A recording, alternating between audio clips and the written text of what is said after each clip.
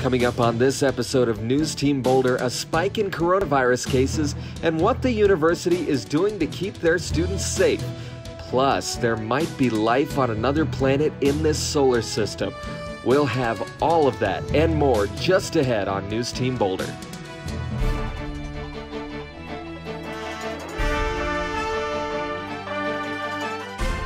From the Roser Atlas Center and the College of Media, Communication, and Information, this is NewsTeam Boulder.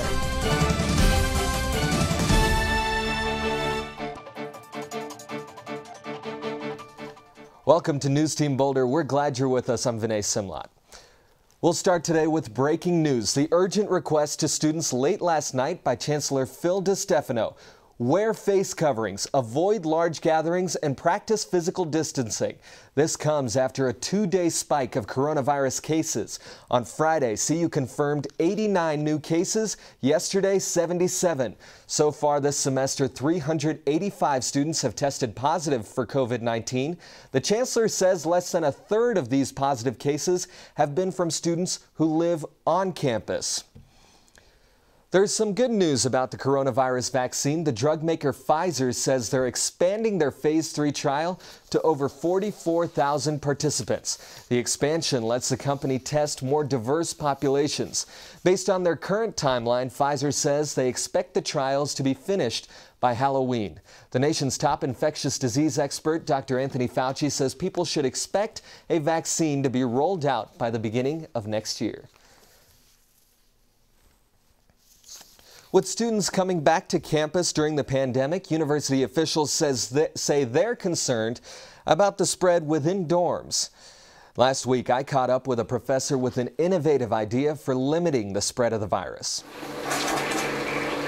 Not many people give a second thought to what goes down this drain. But for more than 10 years, one of the sewer manhole locations. That's how Professor Creston Mansfeld has made his living. Studying wastewater, something he sees as rich in life. There's a lot of bacterial, eukaryotic, archaeal, viral signals that are actually in wastewater. One of those virus signals is the coronavirus. In May, CU Boulder asked Mansfeld if he could create a system to test wastewater for the virus. The goal, preventing an outbreak on campus. It's been a summer of trial and error. There's a lot of things that as you go that you kind of like you wish you knew a month previously, and so then there's this kind of specter that you're like 3 weeks too late or a month too late. They weren't too late. When students came back to the dorms in August, Mansfeld and his team were already pulling wastewater up from the ground and testing it. Now they can isolate cases of the coronavirus to a single dorm before the person who has it even starts to show symptoms. From there, every resident in that dorm has to come to a tent like this one for a screening test. And finally, if that's positive, they can confirm the case with a diagnostic test here at Wardenburg. In an email, Assistant Vice Chancellor Dan Jones told students the testing had isolated 4 dorms where there might be outbreaks. One of those is Libby Hall, where resident advisor Kevin Wu worries about his students' safety. We were a little bit more concerned because we didn't want to have it because we're kind of responsible for all the residents. Just like Kevin, Professor Mansfeld puts safety and security on himself. At the end, I think it's worth all of the hair-raising, sacrificing, and madness and swearing across campus and at 10 p.m. throwing open manholes kind of thing. It makes it worth it, yeah. Hard at work making sure the campus doesn't have to close. Coming up after the break, Colorado is mailing ballots out to voters this week. How to make sure your vote gets counted. Colorado is a wonderful state. We have sweeping plains, lively cities, and the Rocky Mountains. We also have the flu. Flu can be serious. Last year, nearly 5,000 Coloradoans were hospitalized with flu. That's the population of Breckenridge. The flu vaccine can keep you at work, in school, and out of the hospital. Flu vaccines save lives. Do yourself, your community, and all Coloradoans a favor and keep enjoying wonderful Colorado. Get your flu vaccine today. We're back now. This morning, searchers found a body at the Rocky Mountain National Park. They believe it's Steve Grunwald, a man who's been missing since August 29th. Rangers transferred the body to the Larimer County Coroner's Office today for identification and to find out the cause of death. Well, missing an election deadline could be worse than forgetting to set your alarm, especially if you have to take off of work to go in person. Christina Robin explains how to avoid all of the stress that comes with casting your vote. Election Day is Tuesday, November 3rd.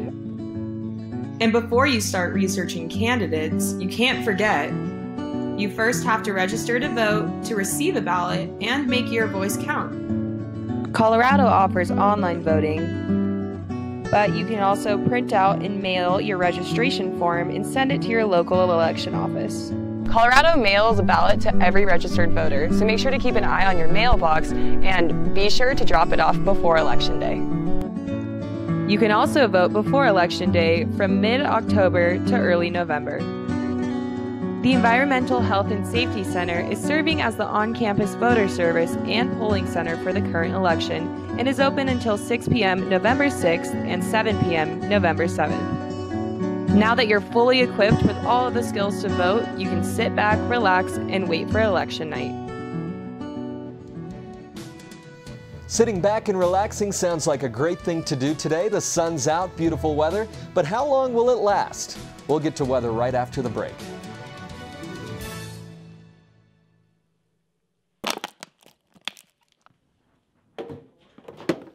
How dare you disrespect me like that? Do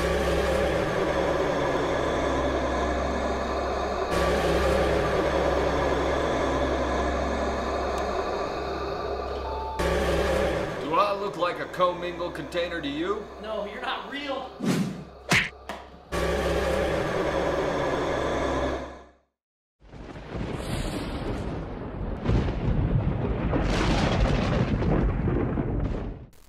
Welcome back to NewsTeam Boulder on this Tuesday afternoon. We open now with a video of storm surge from Hurricane Sally hitting the Alabama Gulf shores. This storm is currently a Category 1 and is slowly but surely making its way inland. Areas along the Gulf Coast can expect as much as 6 feet of storm surge. You may have heard meteorologists say, "Turn around, don't drown," and this is why. We'll have more to come on this storm as it continues to make landfall. But for now, we'll take a more local look at Boulder, Colorado for today's forecast. Today in Boulder, Colorado, we are looking at a high of 90 degrees, lots of sunshine. We won't see it cool down until this evening. The low will be 55 degrees. Now, we did have a report of a wildfire last night in Boulder. However, fortunately, this did not affect our air quality. Our air quality index is currently sitting at an 18. And what this measures is particle matter. All you really need to know is that any number between 0 and 50 indicates good air quality, while anything over 50 can get pretty unhealthy for certain groups of people who may have asthma or things like that. If we look at the greater state of Colorado, fortunately, a lot of it is green, which means we are looking at pretty good air quality for most of our state. We do have a couple areas of yellow, which means for those areas we're looking at maybe a little bit of extra smoke, extra particles in the air, an air quality index of somewhere between 50 and 100.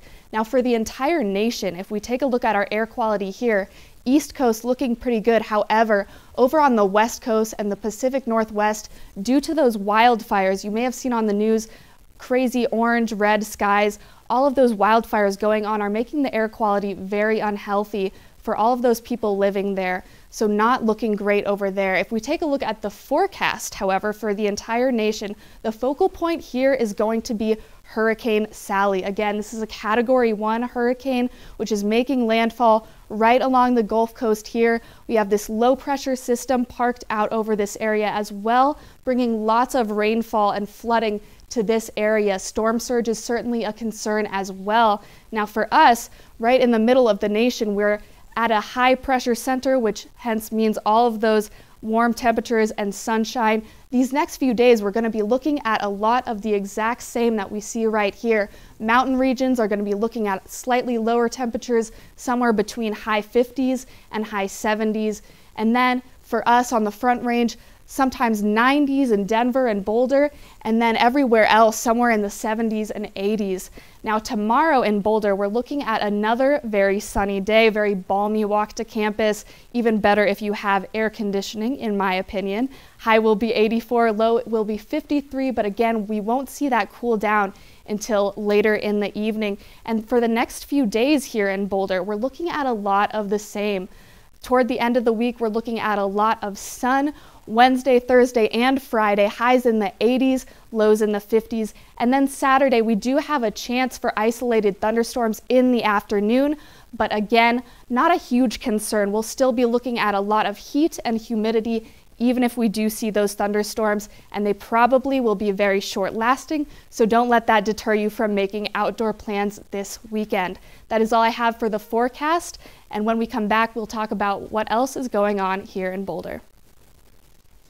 We're back now with a disappointing loss for Broncos fans late last night. Stephen Gostkowski and the Tennessee Titans kicked their way to a 16-14 victory with 17 seconds left in the game.